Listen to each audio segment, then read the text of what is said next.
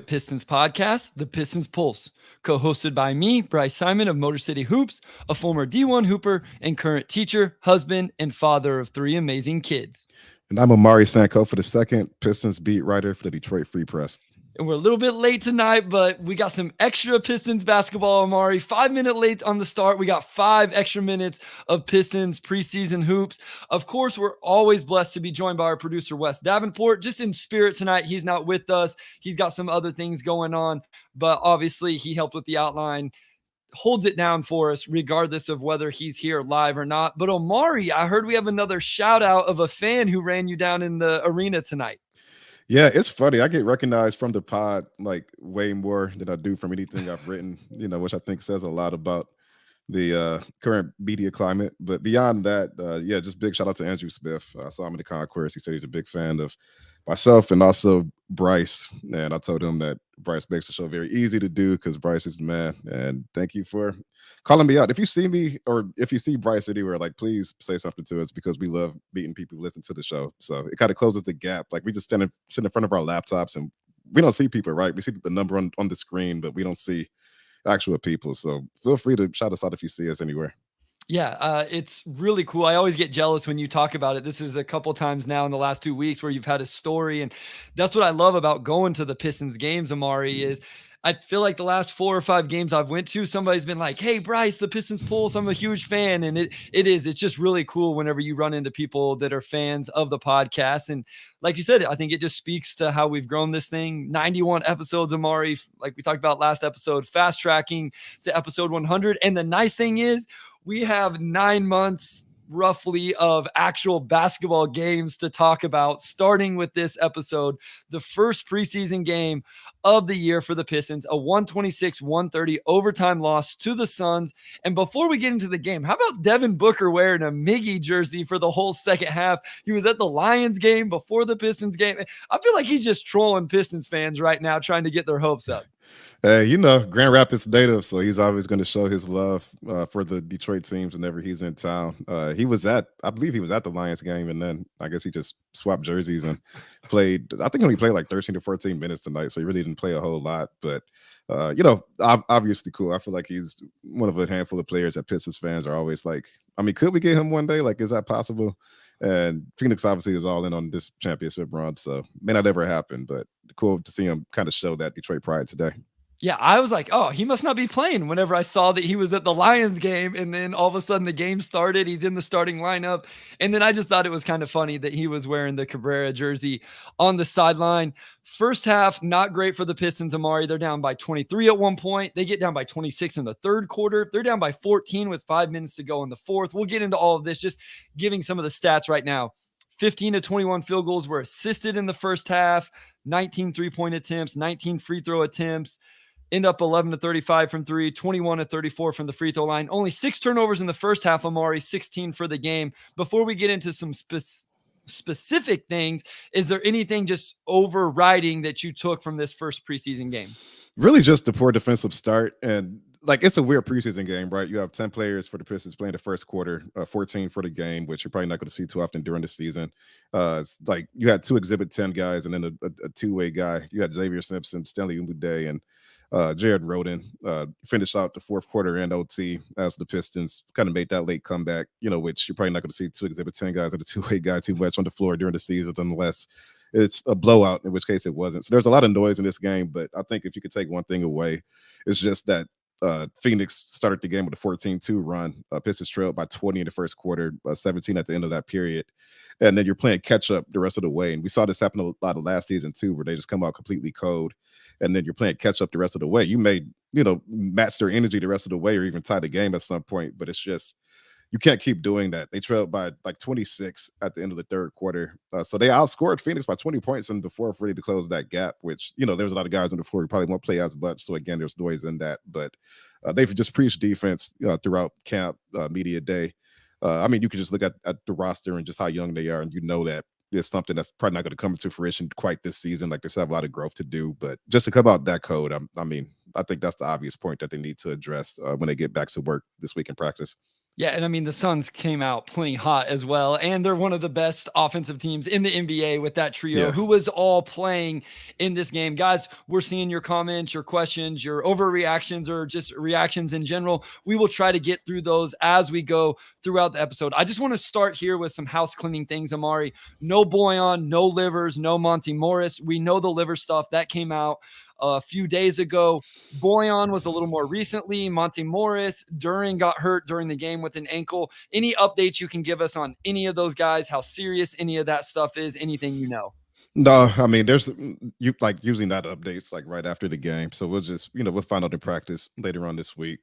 Yeah, Durant, he missed the second half, obviously. And, we'll just have to see, what happens with these guys. I know Monty said before the game that just with some of the injury issues they have, you won't really be able to get a full sense for where this team is at, just lineup wise, combination wise, since you have some key guys out. So, we'll see if we get them back before the season tips off in Miami on the 25th. I think Boyan will be back by then. He just has a minor calf injury. He's going to be reevaluated later on this week. So just TBD on all of that.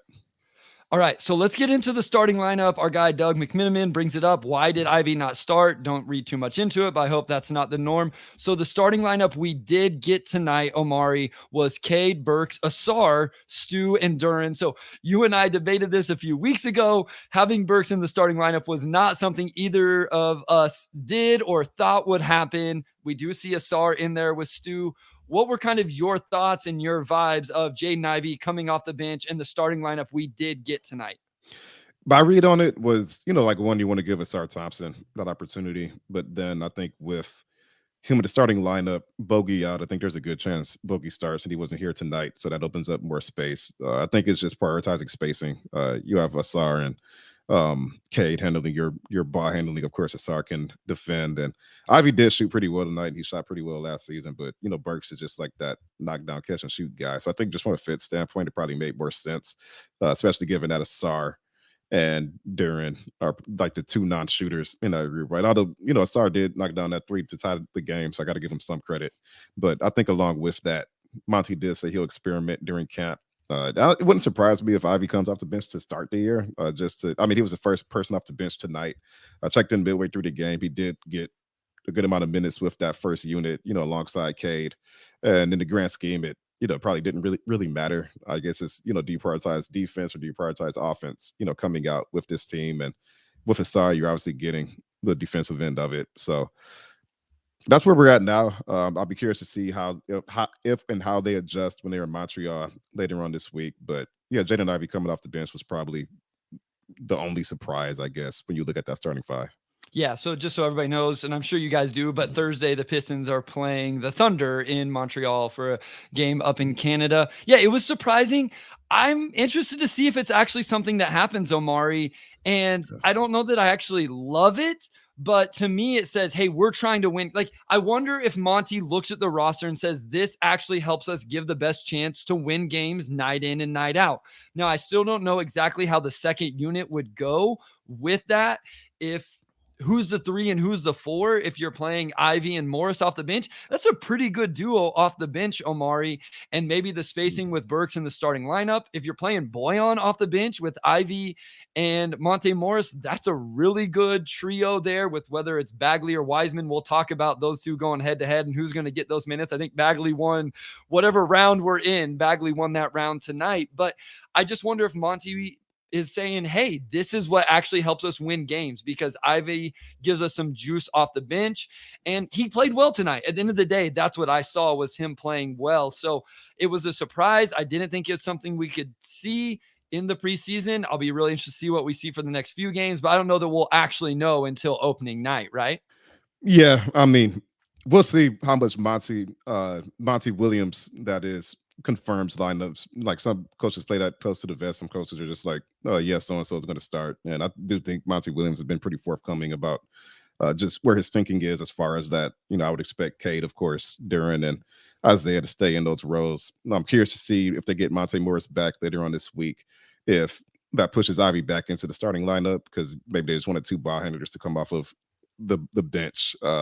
There's missing guys, right? So it's tough to parse through everything right now. But I'm curious about that. I'm curious about that because I don't hate the idea of Jaden Ivey just being like that first guard off the bench, spark plug, put the ball in his hands immediately, and let him go to work. And he came out hot tonight. I think he hit his first two threes, so clearly didn't affect his rhythm. So maybe there's something there. The more we go into preseason, the more we'll find out. Yeah, I thought he looked really good. He had a really explosive play in the first quarter where he goes into a ball screen, snakes it, finishes with his left.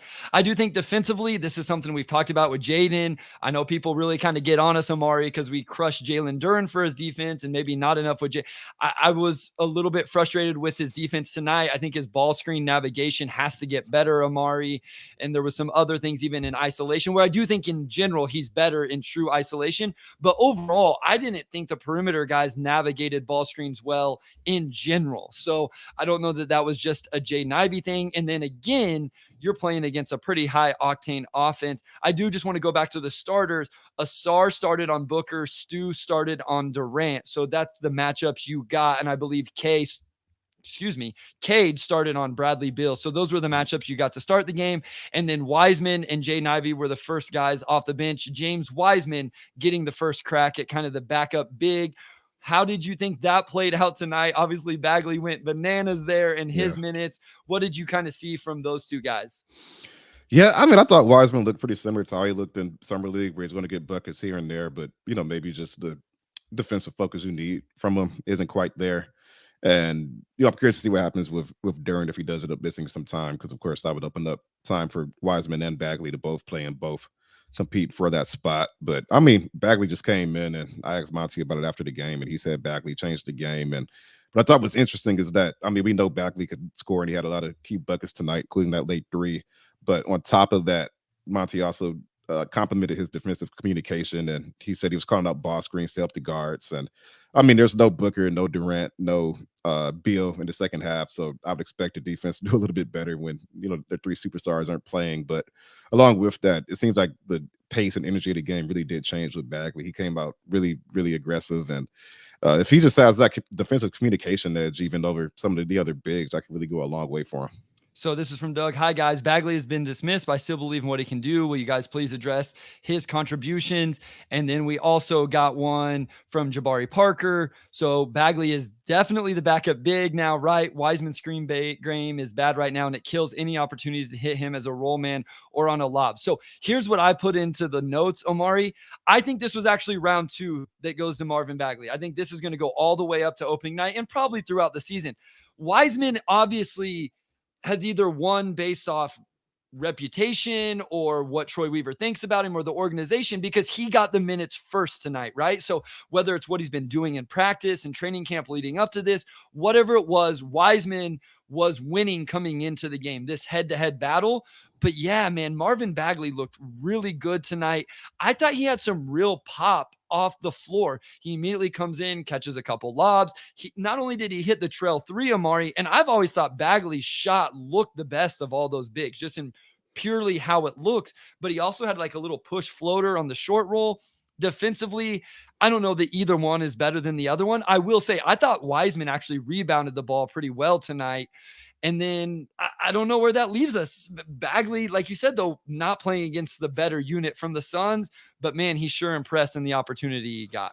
Yeah, I mean, Bagley absolutely was the better between the two tonight. I don't think anybody's going to win the job until opening night. I mean, unless Bagley continues to just do what he did tonight. I think that battle will continue to go back and forth. And I just think from an organizational standpoint, you have more pressing decisions to make with Wiseman, where he's going to hit restricted free agency next summer. So they need to figure out where he is and if he could be a contributor on this team. And, obviously that would dictate the course they go with him over the summer. But I mean, if Bagley can give you that, like more games than not, then he probably does have a role in this team, because they need that scoring punch off the bench. And again, like defense has never really been his forte, but if he can really communicate and show effort on that end of the floor, then that's only a bonus for the Pistons, and that'll help him out a lot as well. So we'll see. I think just the way this team has talked about the value of competition, like you have it between the bigs, you have it with the guards. We saw a lot of Sasser and Killian tonight, and we probably should talk about Killian in segment 2. But I just want to see if this pushes Wiseman, right? Like he needs to just be a little bit more intuitive with some of the big men things you need to see from an offense, whether it's rolling or just being in the right spots. Bagley really did a good job of making himself available to Cade and the guards, finishing some of those lobs. And after the game, they both kind of just talked about the chemistry they have there. So Bagley's got some things going into his favor, and it's really going to put the heat on Wiseman to show what he can do. I think what you brought up earlier with the quote from Monty about his communication is huge, because that's what you want your five man to do, is be able to communicate and really be the anchor. Neither of those guys are going to be huge rim deterrents. I don't think we're expecting that from either one. But if one is a little bit better of a communicator, letting those guards know, are we icing this? Are we over? Are we under? Are we switching? Whatever it's going to be, that might be the X factor for who ends up getting to play if the offense ends up being equal. Obviously, the offense wasn't equal tonight. I don't think we should be seeing a bunch of James Wiseman post isolations. And just the numbers for everybody: Wiseman had 4.7 rebounds, 3 turnovers in 15 minutes. Bagley had 25.7 rebounds on 10 of 14, 1 of 2 from 3, got to the free throw line 5 times, 1 turnover in 22 minutes. Again, with the caveat that he was playing against lesser competition than what Wiseman got. Before we move into some individual performances from other guys like Killian Hayes, Cade Cunningham, etc., we didn't see the two big lineup tonight, Mari. And they could have played it because Boyan wasn't there. Livers wasn't there. We saw Joe Harris at the 4 minutes. I thought Joe Harris actually looked pretty good. He knocked down some shots. He makes rotations defensively. I think he can do what this team needs him to do. I don't know that you want him playing a ton at the 4, but we did not see the two big lineup. Maybe it's because of who the Suns play, but Monty would have had every excuse to put those guys out there together tonight, and he didn't do it. Yeah, and I don't know how much we will see the two big lineup. Just in camp, he talked about the third big, with Isaiah and Jalen being in that starting front court. So, but I mean, I guess Isaiah's a big, so it's too big in that sense. But he pretty much played from the perimeter tonight. He did have a couple post looks, and I thought he did look good there. But beyond that, I think it's going to be a 3 big rotation. And unless you're playing Cleveland or maybe the Celtics are going with a Kristaps, Horford front court, and you just need some extra size, there's probably not going to be a lot of reason to play Duren and Wiseman or Duren and Bagley, right? Especially since Isaiah Stewart's really the best defender of those 4 guys. So you probably want Isaiah out there in some capacity anyway. All right, let's talk about Cade Cunningham. 12 points, 2 rebounds, 6 assists on 5 of 15 from the field. 2 of 4 from 3, though, Omari. No free throw attempts, which I think is interesting. 2 turnovers in 22 minutes of play. Before I get into some of my takeaways, what did you think about Cade Cunningham's performance tonight? Yeah, I mean, he started off cold, and then he really started to cook, I believe, in that second quarter, where you see him kind of hit some of those mid-range shots. I think he got a couple of threes to fall. And it just looked like he got more comfortable. I talked to him after the game. He was just, talking about this was his first time wearing the Pistons uniform and really having a game in like almost a year. I mean, since like last November. So it could have just been some rust he had to work off. Also, he didn't play at all in the fourth quarter. Most of his minutes were in the first half. So, again, just, preseason, like, these guys are just not being put in certain positions. It's more so just getting a look at the roster. But once he did kind of shake off some of that rust, he looked the way he did, when he was cooking toward the end of his rookie season. He did have a couple of reads I didn't like as much, kind of forced things here and there. And he didn't shoot that well in the third period either when the Pistons as a whole were struggling. So just a lot of first preseason game weirdness. I don't know how much of that should really count against him, given it's been so long since he's played in that environment. And the team as a whole, I think, looked pretty rusty to start. But when he looked good, and you do want to see that. I just want to address this real quick from Sal. I said it looked like whoever was guarding Stu would leave him and help guard Cade. We will talk about Stewart a little bit more in depth. I also want to say that was happening with Asar Thompson as well. And trust me, guys, we are going to give Asar, I assume Omari will as well, a ton of love and credit for what he did.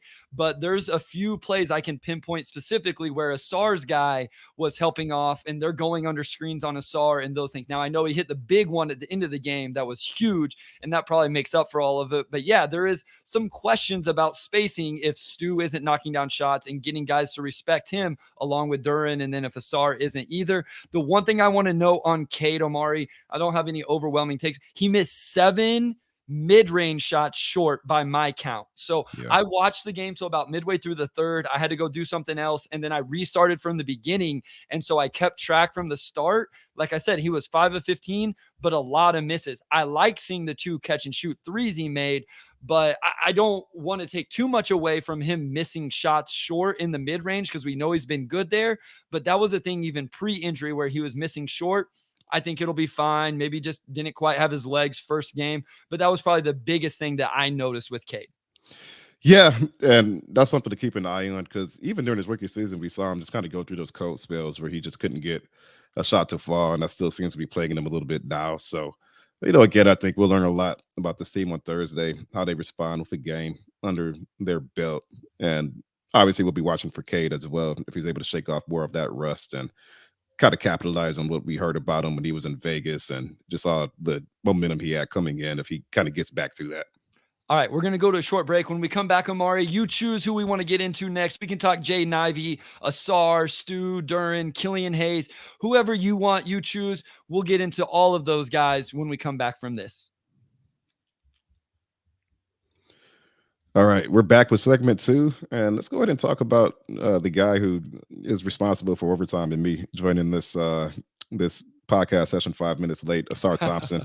I think the thing with him is just does everything that we saw from him over the summer translate, and for the most part, yeah. I mean, he rebounded pretty well.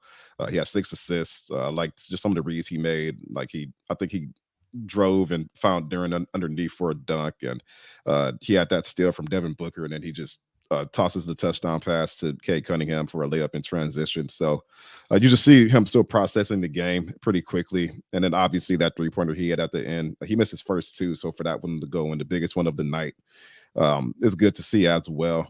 Along with that, I thought there were some possessions where he kind of floated around and was, figuring out where he needed to be and how he could contribute. He has some really nice cuts. I mean, I really did think there were too many possessions where he looked lost, which is good. Way more good than bad from him overall. I think just for him getting his feet wet and this being his first real NBA competition, he checked most of the boxes you want to see, and that's bodes pretty well for him going into these next few games coming up. Yeah, so we have a comment here. My positives are that Ivy looks fantastic. We'll talk about him a little bit more in depth. And then Asar is quickly adapting. Shot is still awkward, but that's fine for now. Yeah, I agree. I brought up how the spacing was a little bit of an issue with him. We've talked about on previous episodes, Omari. I don't think either of us think the 3-point shot is going to be great this year. And I don't think either of us are that worried about it. If he hits some big ones like he did at the end of this game, I mean, that's enough for me. And I think he was 1 of 3 or 1 of 2 in this game. One thing I love seeing, and this plays in a little bit, another comment we had about Monty Williams' overall offense. I loved all the actions that we saw Asar Thompson in tonight, Omari. We saw him as the pick and roll short roller. He made a great catch, and then the baseline hammer to Isaiah Stewart where Stu fumbled it and then ended up airballing the corner 3-point attempt. He operated as a pick and roll handler. He got out in transition. He was in the dunker spot. I just love seeing him used in so many ways, some creative ways. I think that's what you want to do with a guy like Asar Thompson. And on top of that, he did what we talked about. He took Devin Booker as the matchup and what that allows other guys on the roster to do. Not against the Suns because they have so many, Omari, but it allows other guys not to have to take those matchups. And I thought he held up decently well. Aruna says here, felt like Booker was pushing off on Asar every time he had the ball. Am I wrong in that? No, you're not wrong, but I think Booker's getting away with that. So I actually had in my notes, I think that's something Asar is going to have to learn and grow from. Omari is he's not going to get charge calls on that. He's going to have to learn to anchor his feet and hold up because they're not calling Devin Booker for push-offs. No, they're not. I mean, you go against a team with 3 superstars, they're going to get the superstar benefit of the doubt. And speaking of that, they really did have a quick whistle in that in that first quarter. I think the Pistons had like 18 first half fouls or something like that, which I know a lot of those were just kind of touchy, but even so, I mean, it was a physical game to start as well. But I thought Asar, they used some of the variety of actions, as you said, and he's just such a unique player in the sense that he's guard like and he's big, right. Like you could there are wings who could do a lot of things, but there aren't as many wings that can conceivably be your lead ball handler. And also you could put them in the dunker spot and they're gonna get some weak side blocks and whatnot. So he's just a really, really unique player. I'm curious to see just like positionally, like how flexible they are with him. We've talked about on the pod a few times, but I really do think he has power forward ability. He just has those natural instincts to, like know when to dive, make himself ready in the dunker spot, stuff like that. Like he knows how to think like a big, which I think bodes well for him, given that he jumps out the gym, 7 foot wingspan. He absolutely can play bigger than his actual height of 6'6". So I want to see how creative the coaching staff is with him and how much responsibility they trust him with early on. He did have 4 turnovers, but again, I just thought the passing as a whole looked really sharp from him. Yeah, so his stat line, Omari, 12 points, 10 rebounds, 6 assists, 3 of 9 from the field, 1 of 3 from the three-point line, 5 of 8 from the free throw line. So he gets to the free throw line 8 times. Hmm. Did have those 4 turnovers. There was a little bit of looseness with the ball, a couple decisions, but he's a rookie. The speed of the game is even more than what he played in OTE, and then another step yet from summer league. So it's an adjustment, and he played in 38 minutes tonight. He did have 4 fouls. I know that's something we got some pushback on when we talked about him playing major minutes and taking on the matchups that rookies tend to get in foul trouble. We saw that from Marcus Sasser tonight, actually. But Hmm. Asar in 39 minutes, 38 minutes, he had 4 fouls. I don't think that's awful with the matchups he had, especially early in the game. And it just was interesting. The next closest Piston only played 23 minutes tonight, while Asar played 38. So I know this is an overused term, but I think he's just going to be a Swiss Army knife in his rookie Hmm. season for Monty Williams. We've outlined it all. You've talked about it. I'm still very excited. There was nothing that I saw from him tonight that made me any less excited than what we've been talking about.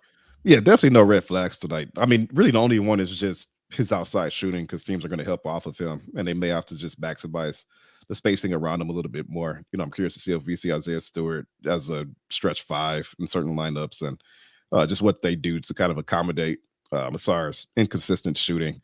But as a whole, yeah, he just looked really good. I thought it was kind of funny after the game. Monty Williams actually said he was not trying to play Asar for 39 minutes. It just kind of worked out that way. And like you said, the next player played 23. I mean, it seems like Asar was out there for the entire fourth quarter and OT. Again, I think that just shows just how productive he was, and they threw a lot of different players out there with him, and he still finds a way to make an impact. Monty said we're going to give the team a day off tomorrow because Asar is probably going to be cooked. I mean, he didn't say cooked, but that's where they are. I think it's going to be more games like that where they just forget to bench him because he's just doing so much stuff. And it's like, who do we replace him with? Like, who else could do that? Yeah, there's nobody else on the roster with his skill set and Hmm. some of the things he can do.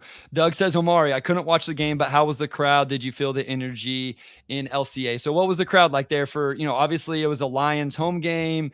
We know the Lions are in the middle of a really good regular season right here, and people are excited. Home game at LCA. Was there a decent crowd? Was there decent energy there at LCA today?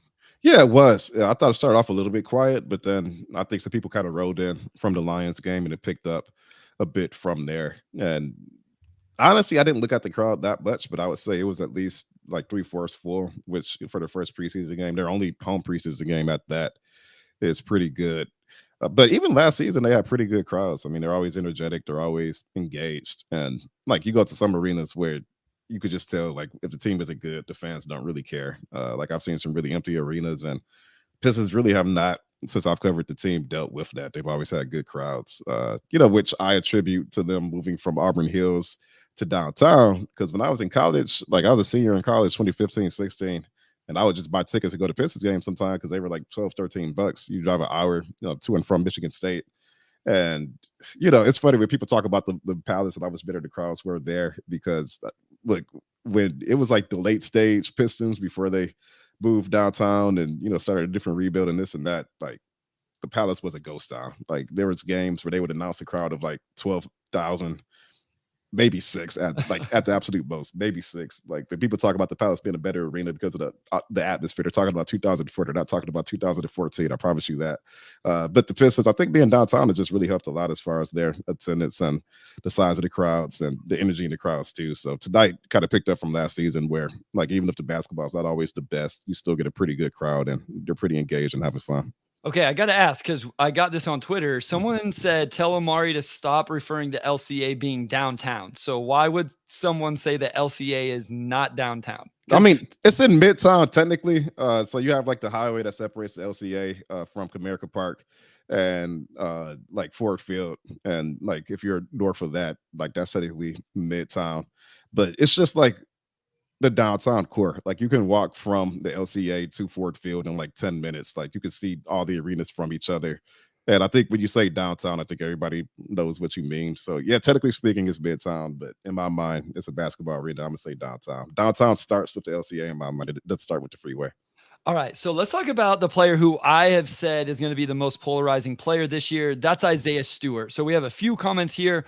My preseason overreaction is Stewart. The four looks very rough on both ends. Very interesting there. Kind of a pushback. I thought Stu looked fine on the defensive end, especially with his primary cover being KD. And then Mel says Stu is being killed by Pistons Twitter.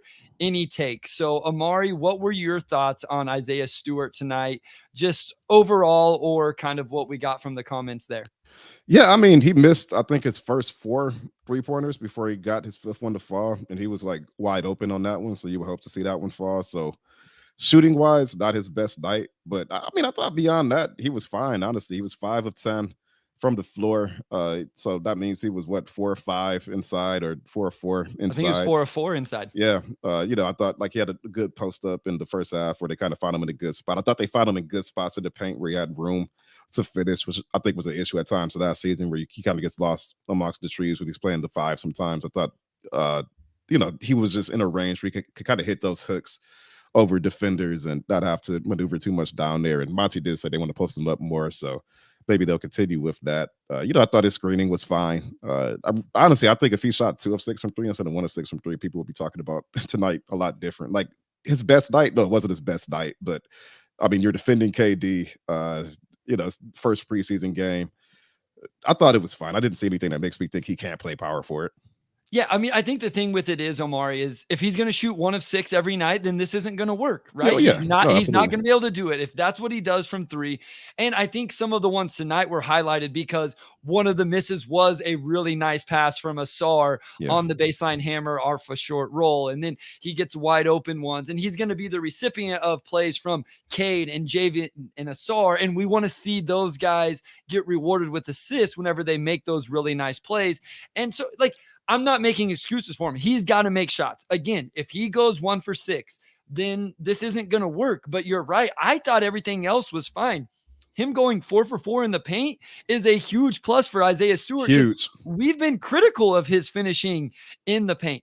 The biggest thing I would push back on, I thought he was fine defensively. I actually put in my notes, Omari, I thought he held up well defending quote unquote true perimeter players. I thought he looked fine guarding KD. There was Mhm. a couple other matchups. He had 3 blocks to Yeah, go he along was with. 1-on-1 on Bradley Beal early and, like held his own. And we've seen that a lot where he'll switch onto a guard and, the guard decides to not try to blow past him. They just settle for the three and a lot of times it misses. So, yeah, I mean, I agree. Defensively, he was fine.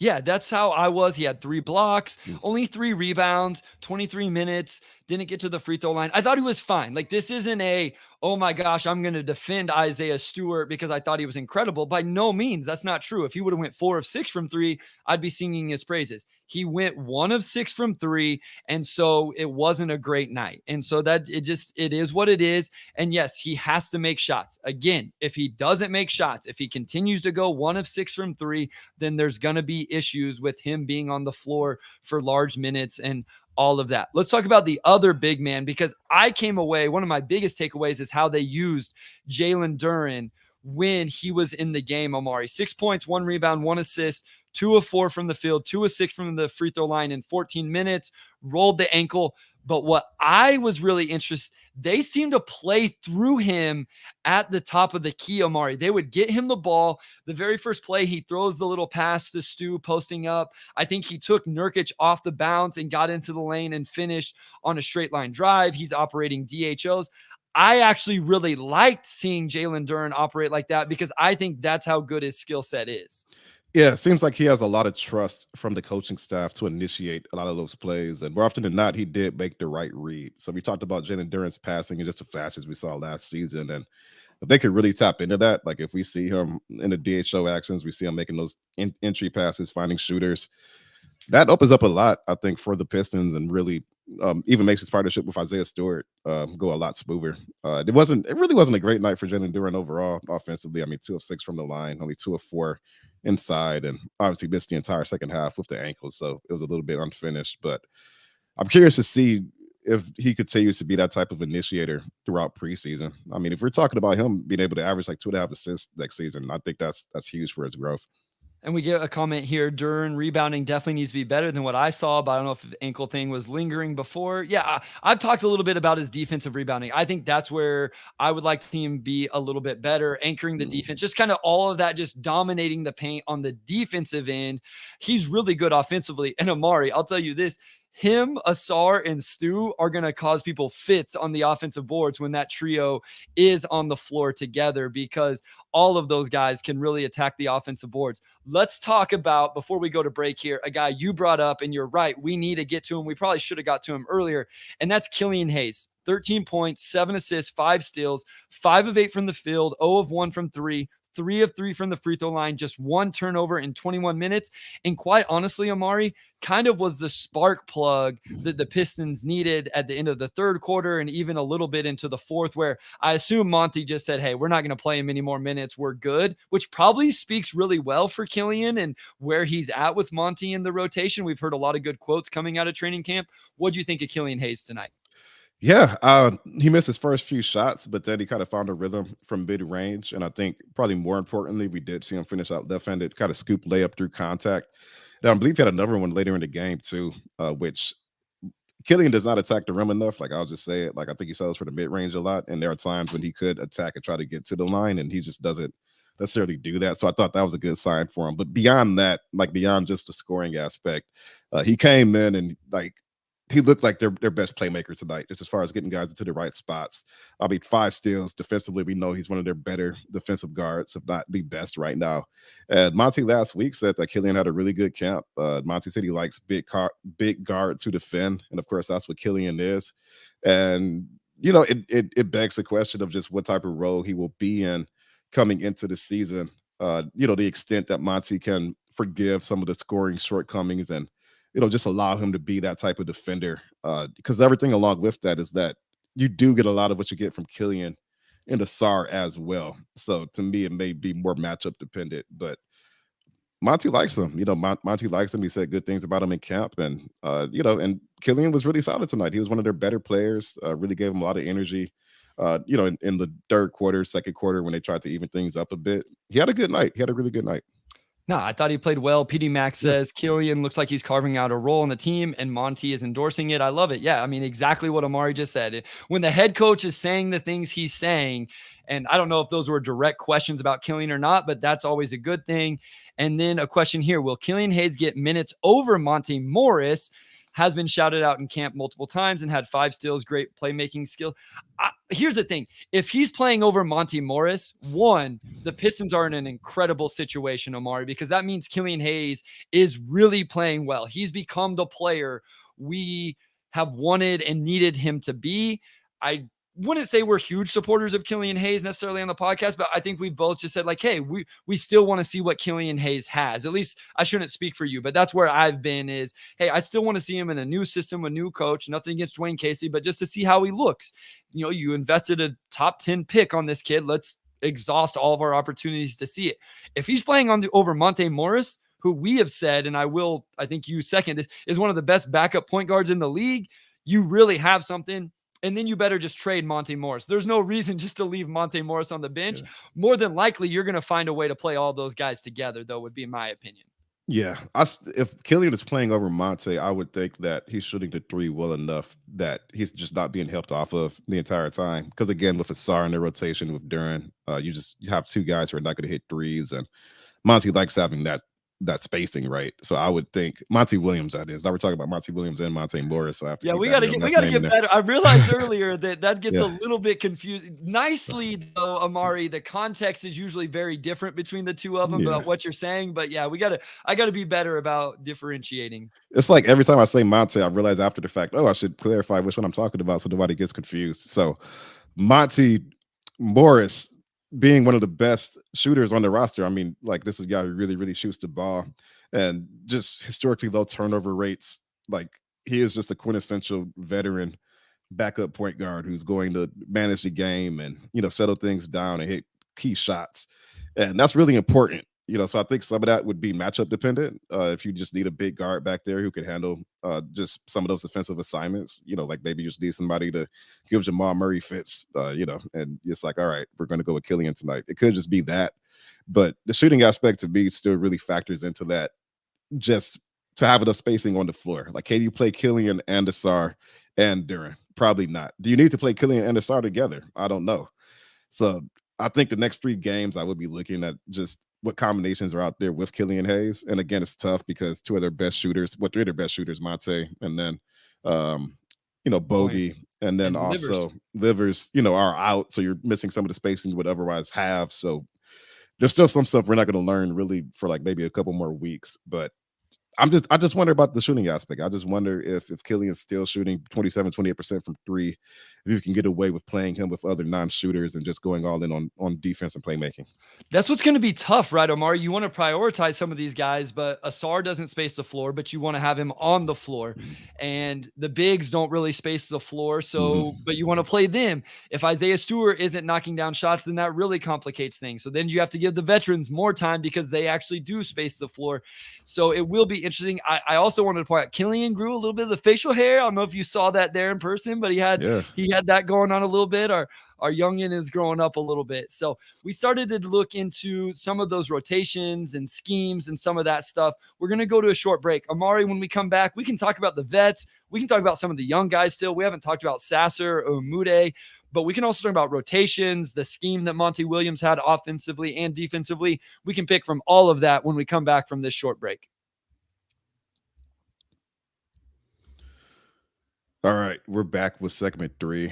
And we should talk about Marcus Sasser a little bit. So let's get in with him. I mean, he just looked like a rookie tonight. Like, there's really no way to get around it. He fouled out. He had some, fouls that I think frustrated Monty a bit. He noted after the game that, he bit a pump fake and fouled, and he said that they were just hammering home pump fake discipline in practice. And just rookie mistakes.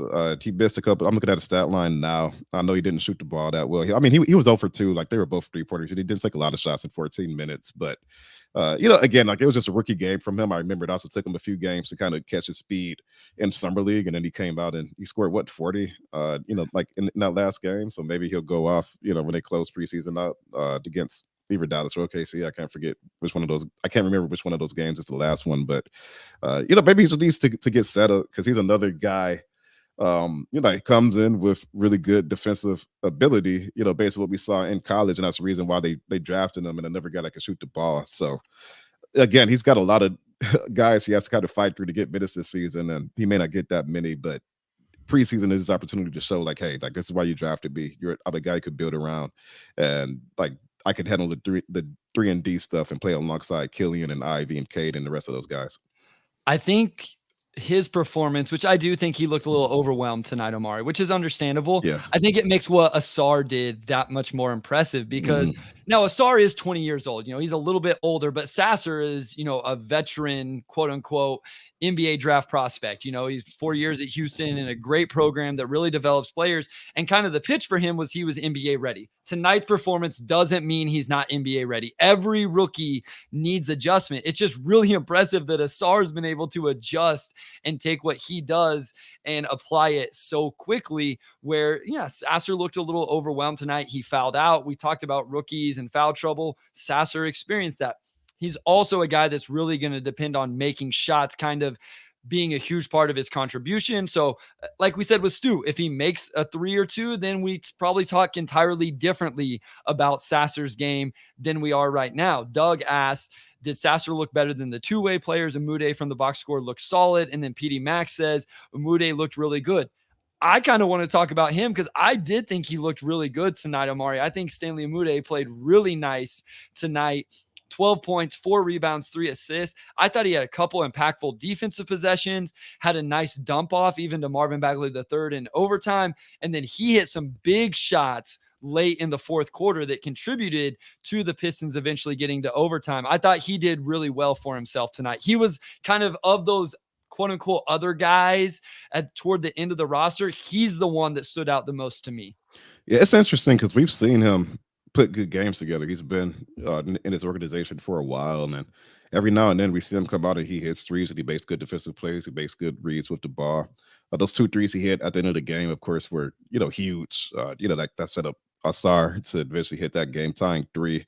So if we're talking about a guy who really maximized his minutes outside of Marvin Bagley, I would say Stanley Ubude is probably one like toward the top of that list, right? Like either number two or number three. Again, he's on the Exhibit 10 deal. We're probably seeing him with the Crews this season, but he's always been an interesting player, and just for him to not even really get minutes tonight to like toward the end, and he just immediately comes in and hits those types of shots. I mean, that looks really good for him. And I just want to say, I looked this up, 35% career three-point shooter in college. And then last year in the G League with the Crews, Omari, 39% on 6.4 attempts in the G League. So, Mhm. this is a longer-term prospect. A lot of time these guys don't pan out, but he is a guy that's interesting. I thought he played well tonight. I want to talk real quick. We don't have to spend a lot of time because I know nobody probably wants to. I thought Joe Harris looked good tonight. I thought Joe Harris did what you want to see Joe Harris do. He had to play the four.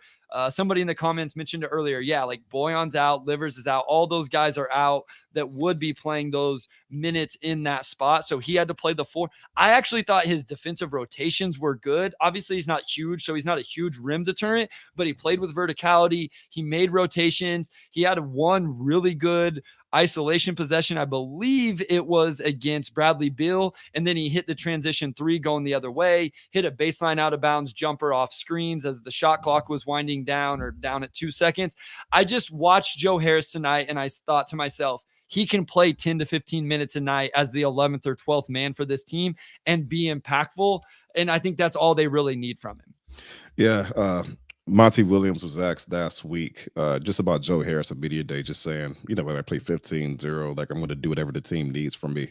And Monty, when asked that, said, like we brought Joe Harris to help us on the floor. So it does pose a lot of lineup questions, given that this team does have a lot of veteran shooters, and Joe Harris might be the best of them. And if he's defending and doing everything you need, how do you not play him? I just can't see how you have a guy who's like third in all-time NBA three-point percentage, and he can defend and make good reads with the ball.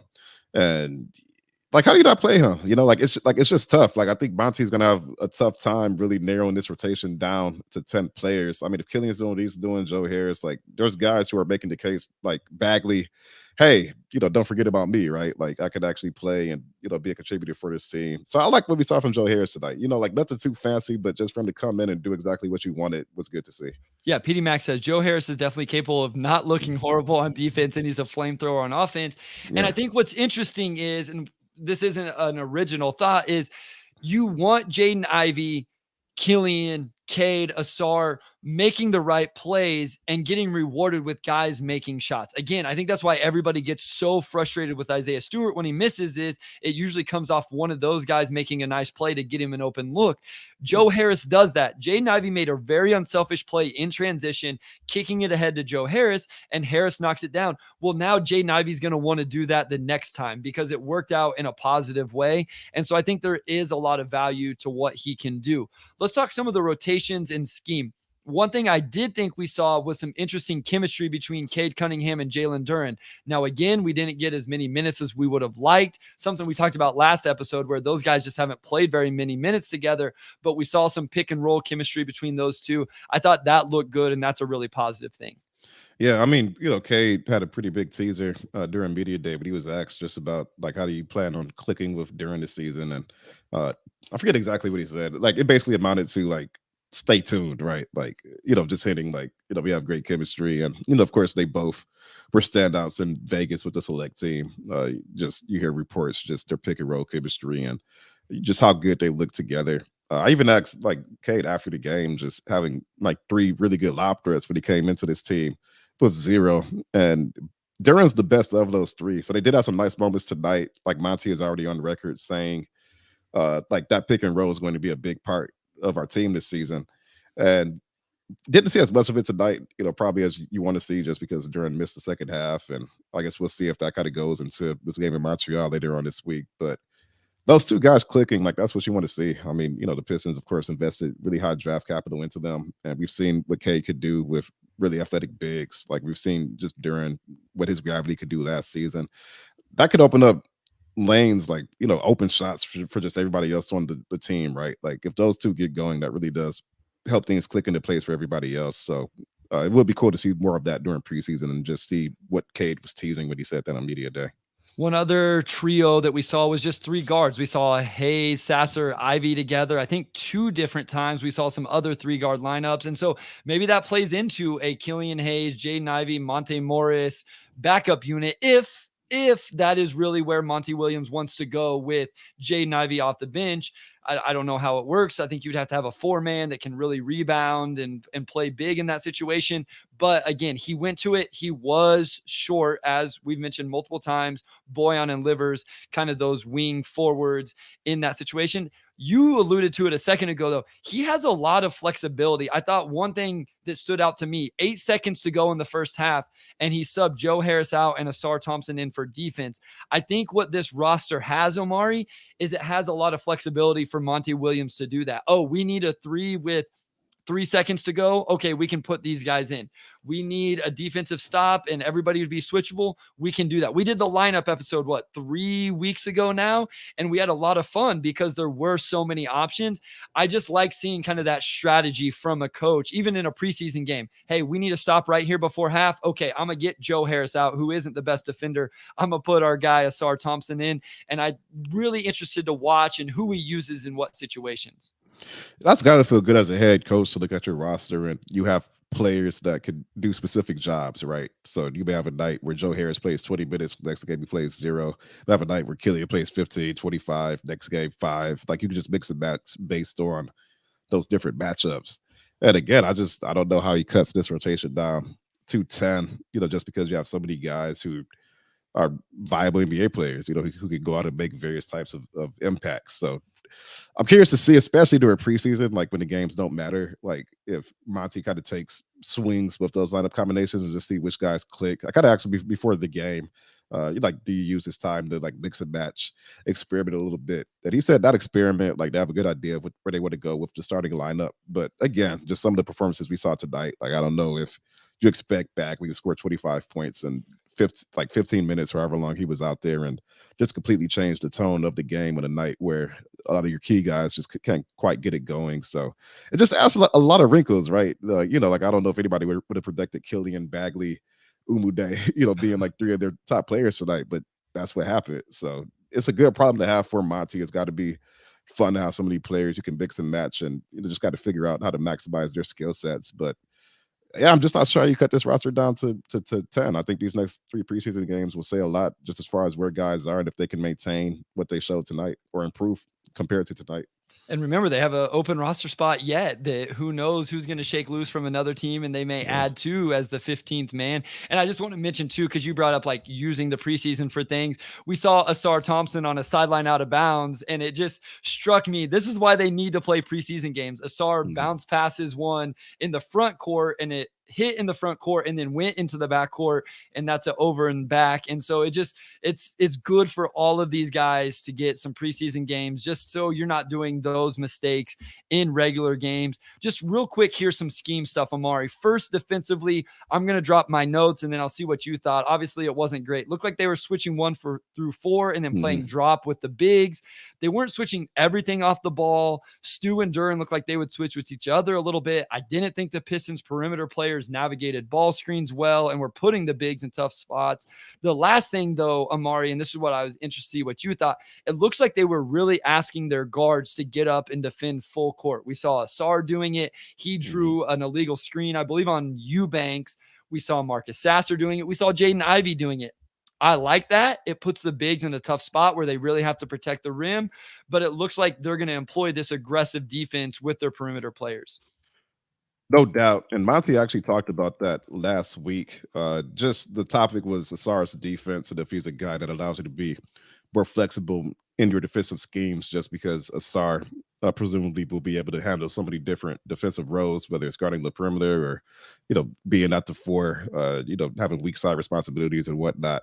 And Monty Williams did allude to wanting to have guards guard 94 feet, right? Have them frustrate people coming up the court, burn time off of the clock. He mentioned Asar doing that. He mentioned Sasser doing that. He mentioned Killian doing that. He mentioned Cade wanting to do that. I don't know if you want Cade to do that because, he has other things that he needs to prioritize probably. But again, like I think, Monty's talked a lot about the guards in camp and what they need to do defensively. I think just watching film from last season, he wasn't happy with just out discombobulated, I guess is the word I would go with. Just navigating ball screens and limiting dribble penetration. We talked to about Jalen Duren, and he's like, the guards have to make it easier on the bigs too, right? So we saw some of that tonight. And again, with that starting lineup, I think to have a guy and a star who could just be your defensive guy, like you could give him those responsibilities to free it up for everybody else. That probably goes to some of the thinking for starting him. So I'm curious when Bogey goes back, like, like where do you go from there? Like, is there a path for Jaden Ivey to get back into this lineup? Like, kind of where do you go with that? But again, yeah, I think that's something we'll see this season. I think when he had Javon Carter, like Javon Carter would, guard 94 feet, and we know he's one of the better defensive guards. So there's that. Yeah, switching 1 through 4 and then dropping with the big. Like I think for this roster makes sense. Like Yep. you look at like you have Katie 6'6", big wingspan to start, 6'6", big wingspan. Burks. I mean, like obviously he's out there probably Strong for guy, shooting, but he's strong. And then we know Duran can switch. I'm sorry, we know Isaiah can switch as well. So we'll see. Like I think on paper they have the tools to be a good switch team. It's just the execution, and the execution is what lacked last season. So you expect there to be some growth on that end. But I thought the scheme made sense. They just didn't execute tonight. But I still think there's upside there, and I do think that's something that could work for them. Well, and it's so vital for communication whenever you're Yeah. playing that scheme, because a few years ago, whenever the fan base was super frustrated that they were switching everything, well, that's easier. Like you just switch everything, and then like you still have to communicate it, but you don't have to communicate whether it's a switch or a over or a under or a drop or an ice. Mhm. You just have to communicate the switch. Well, now Duran has to let people know, hey, my man's the one screening. So now you got to get over the screen, because it's not a SARS man where you can just switch it. And then if they switch, there's not as much rotation, where if it is Duran and they're icing, now there's more rotation from the weak side. So it is a little more intricate, and the communication has to be huge, which again plays into why Monty Williams' comment on Marvin Bagley's communication really stood out to me. Last thing here. Oh, go ahead, Omari, and then we'll get to the last thing. Oh no, I was just gonna say, I like Monty said straight up pretty much like we're gonna reward guys who could communicate on defense and play with that level of compete level. So Bagley in a sense was like the MVP tonight, but Monty doesn't miss his words, right? Like he's very clear, like you're gonna have to be able to do that stuff to see the court when the games matter. And it's just like outside of that, it feels like this team could probably use a veteran big man who could kind of lead the way like in practice, just like kind of having that veteran savvy and showing guys how it's done because they do have a really young front court unit. So I do kind of wonder about that. But again, I mean, that's going to be a lot on Duran or whatever big is in there to be able to communicate and also make sure they're in position, right? So it's going to be some growing pains on that end while the bigs figure that out. All right, last thing, and here it is about the offensive scheme. What did you think of Monty's offense tonight? Seems like he likes to start with a big handling the ball at the top to start the possession.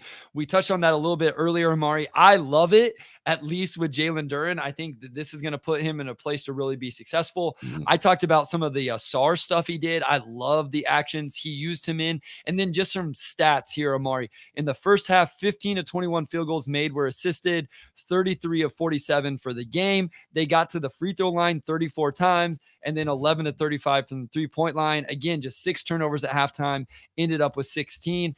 I thought overall the offense was okay. You want to see him shoot the ball a little bit better. Cade was 5 of 15. Again, if Cade's 5 of 15 and Stu goes 1 of 6 from 3, this team's probably going to struggle offensively on those nights, because they are going to play Stu, whether it's as a starter or off the bench. I don't really care which one it is. He's going to have to be able to space the floor, and Cade's going to have to be better than 5 of 15. I'm banking on both of those guys being better than that.